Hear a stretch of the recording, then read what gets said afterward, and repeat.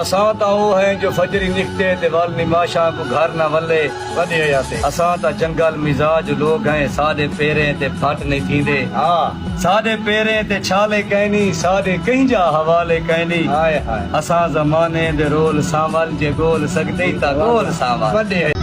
दिल खबरदार थी ओ तो बेकदरे हन, जैकू मुखलिस बनाई तैकू हूं रात रोए।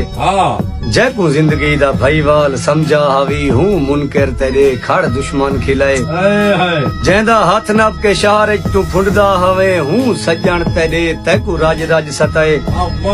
इवें मुफ्तिया न धाड़ी तू जग को सुना, तेरा मुखलिस हा तैकू कल्हा कर गए।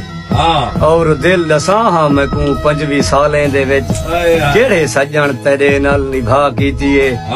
इवें फाखिर को बेजुर्म रोली वदा केड़े सजन तेरे नाल वफा कीती है। कहीं दी मिन्नत ना चाह भोग भोगन भी सिख। मर्द बंदे ते मिन्नत मलाम होंदी है, और सादी हस्ती को गम दे डरावे ना दे। ए बला सारे घर आम ताम होंदी है, खाम खा खुद को फिका कीता साहिबा तैकू आदा भी हम हो जरा।